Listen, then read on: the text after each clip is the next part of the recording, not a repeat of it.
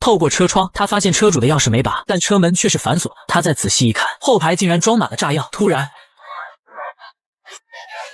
一艘满载欢笑的游轮瞬间被爆炸的火焰席卷，在水面上被烧成了灰烬。原本是一个个带着家属度假狂欢的海军士兵，如今却变成了一具具被装在裹尸袋的冰冷尸体。已知的遇难人数高达543人。ATF 的探员道格·卡林很快抵达了现场，尽管见过各种大场面的他看到眼前的场景也不免为之一颤，但很快他就调整好了心态，展开调查。在岸边，他发现地上有无数蓝色的塑料碎片，上面还沾有绿色的引线，因此他推断这爆炸很可能不是意外，而是一起有预谋的恐怖袭击。为了验证猜想，他安排助理联系交通局调取新月大桥的监控，因为那里有最好的俯瞰点和一些他需要的证据。在 FBI 探员保罗的帮助下，他找到了一些不属于这里的东西。Ammonium nitrate, water-soluble fuel oil would have burned off during the blast. Between the river and the rain, if AMFO was used, the only place you'd find it would be underneath this bridge. That's right.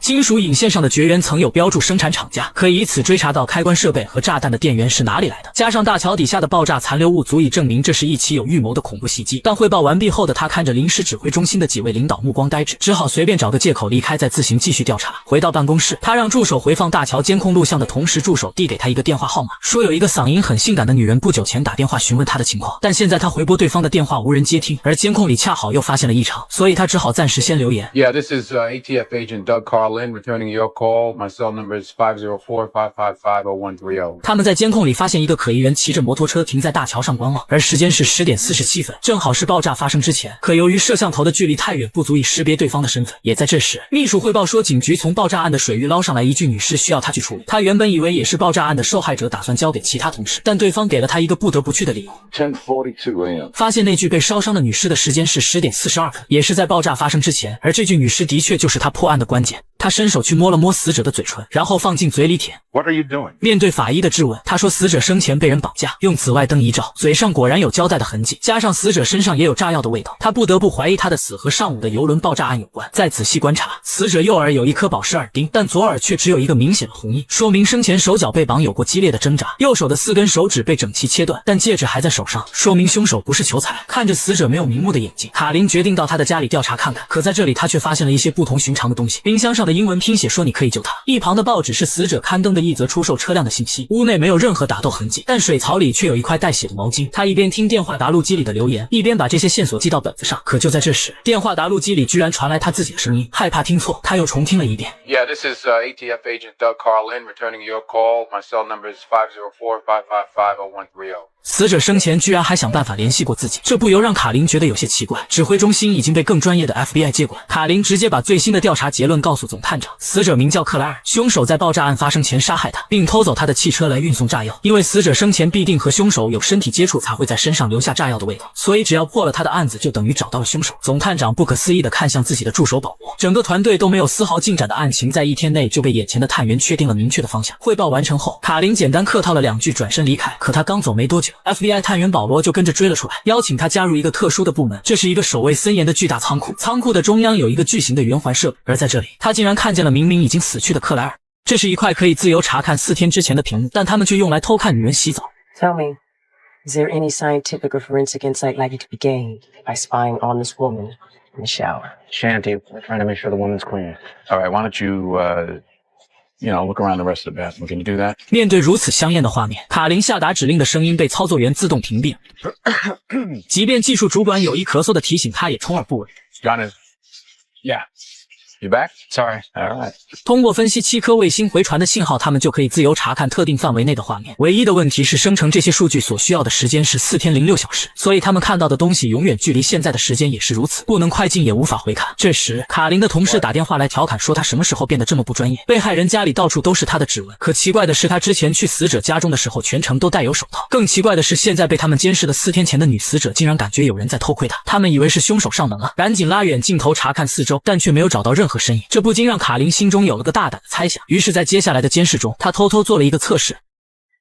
红外线竟然透过屏幕照进了4天之前，但保罗依然硬着头皮否定了卡林质疑他们是否掌握了穿越技术的提问。She saw it all. I pointed this thing at her just now, and she responded to it from 4.5 days ago. Explain that to me.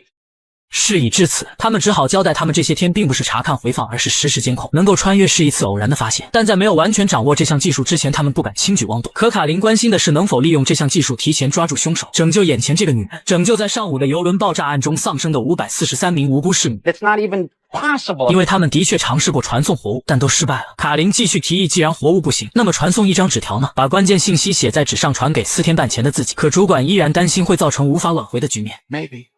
And why do we call this fate since we're calling it something? Maybe you're right. Maybe you guys are exactly right. I don't know. All I know is this. For all of my career, I've been trying to catch people after they do something horrible. For once in my life, I'd like to catch somebody before they do something horrible. All right? Can you understand that? 最终，他们妥协了。通过这些天的信息比对，他们已经知道凶手的出现时间。只要把这张纸条送到过去的卡琳手中，他就有信心阻止这场灾难。可是，当这张造成全城暂时停电的纸条成功传送到卡琳的办公桌上的时候，他已经离开了办公室。取而代之的是，他的搭档拉里发现了这张纸条。这时的卡琳眼里已经泛起了泪花。他太了解他这个搭档，知道他一定会按照纸条的提示孤身前去阻止凶手。而他们能做的只有静待事情的发展。能在凌晨4点出现在码头的人有且只有凶手一个，所以拉里很快就锁定了目标。 但谁也没想到对方竟然会直接开枪，他的搭档还是死了。只不过这一次因为卡琳的原因，拉里没有死在爆炸案中，而是死在凶手的枪下。就在众人伤心这段时间，凶手载着拉里的尸体已经快开出了他们的监视范围。要想继续监视对方，只有带上目镜器跟着目标到指定区域。但唯一会操作目镜器的加纳斯得待在办公室操控屏幕。卡琳想都没想，直接坐上了那辆配备目镜器的悍马。这是一个类似 VR 眼镜的头盔，戴上它就能在实时看见4天前的当前画面。 而接下来将是电影史上最有创意的一场追车戏。这次开车他必须一心二用，因为戴上这个目镜器，他的左眼就能看到4天前的画面。当然，只要稍微一分神，车祸也是必然发生。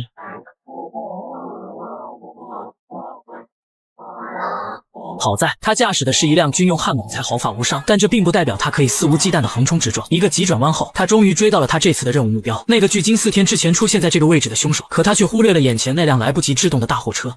I can see him. He's right in front of me.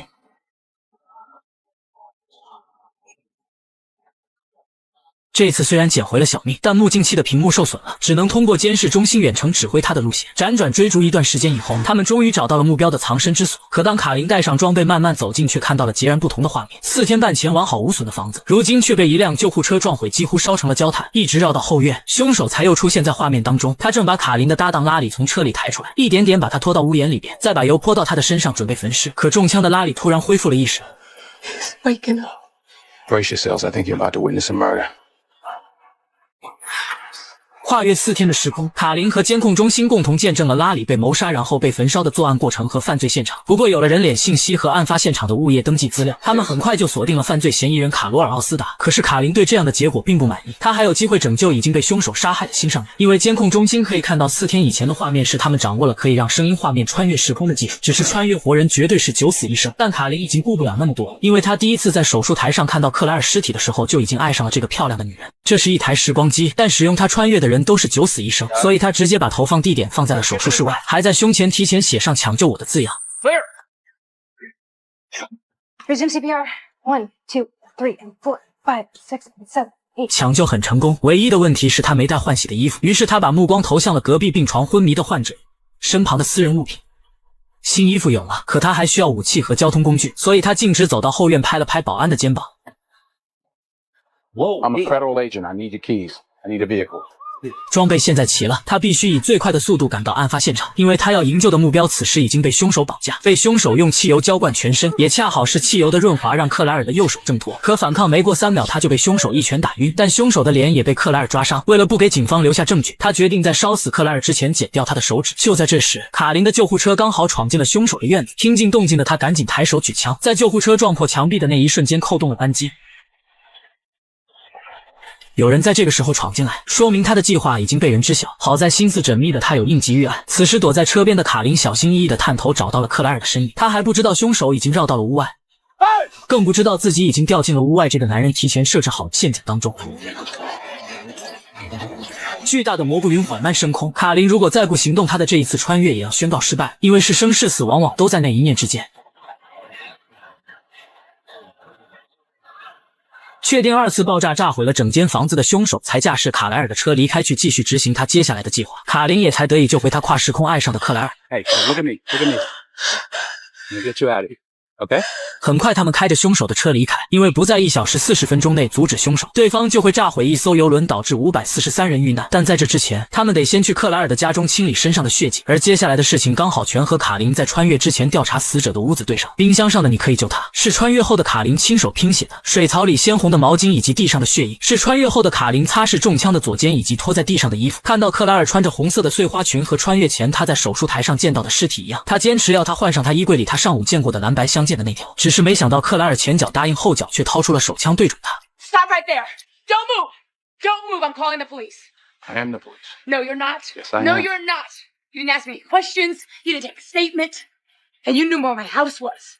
What's in my closet? 这些疑惑加上他一直被戴着头套没见过凶手，让他不得不怀疑眼前的卡琳。直到他拨通 ATF 部门的电话询问关于卡琳的长相，这恰好也对应了助手曾告诉还没穿越的卡琳有个美女来电找他。得知真相以后，克莱尔才终于卸下了心中的防备。可当卡琳看到克莱尔帮自己包扎完毕之后扔进垃圾桶里带血的棉花球和那一杯沾满他指纹的水杯，回想起这一幕幕，不正对上了他明明第一次去死者家里戴了手套，但他的同事却调侃他说到处都有他的指纹吗？想到自己似乎什么都没有改变，决定把原本打算留在家里的克莱尔一直带在身边。他们赶到码头的时候，刚好看到凶手正在往回赶，这说明炸弹已经被他运上了船。他让克莱尔等到邮轮起航的时候就找身后的警察报案，然后一直到确定凶手走远，克莱尔已经安全，他才离开。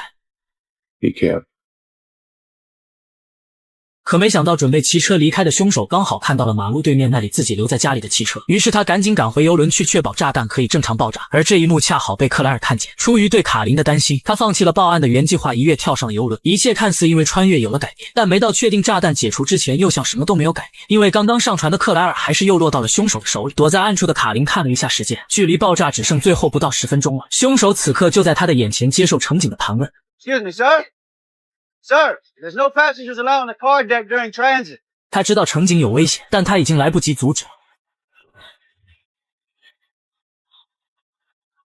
枪声吸引了船上所有人的注意，卡琳借助车辆的掩护，一点点向凶手靠近。武装守卫还没来得及支援，就被一梭又一梭的子弹逼回原位。这时，卡琳找到了被绑回车里的克莱尔，克莱尔也看见了他，他不停地用手比划让对方启动汽车，以此吸引凶手的注意，让他有机会绕到他预想的站位。因为他在穿越前已经审问过了对方，知道他的动机和内心最柔软的部分，所以他才敢高举自己的武器，一边像是一个很懂凶手的贴心人和他交谈，一边调整站位引导他站在那辆汽车的正前方，然后再提示克莱尔趁凶手不注意的时候猛踩油门。 最后，在凶手被挤压固定的时候了结凶手的生命。警方很快赶到了现场，但事情还没结束，因为炸弹还没有解除，他们的时间还剩最后2分钟，而且这时的他们在警方眼里也是嫌犯。Put your hands in the air and step out of the vehicle now! 这时的他们已经没有时间解释，如果不采取行动，大家都得死。What? 为了拯救那543条人命，哪怕可能被友军打成筛子，哪怕可能因为撞击而爆炸。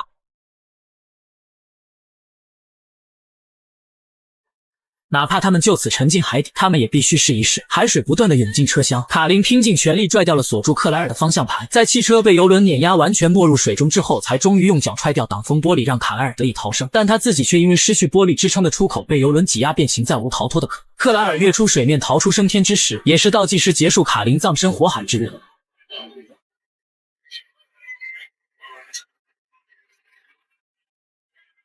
别着急，故事还没有结束。他用自己的生命换回了本该死去的克莱尔和在爆炸中丧生的543位市民。刚刚相爱的2个人就这样天人永隔。但这看似是以悲剧收场的电影，其实结局很完美，因为牺牲的是从未来穿越至此的卡琳，属于时间线1。从他成功拯救受害者们的那一刻起，这个世界的一切就成了时间线2。在发生大爆炸之后，时间线2的卡琳会像往常一样赶到现场负责这起案件。相爱的人终归会重新相遇。You okay?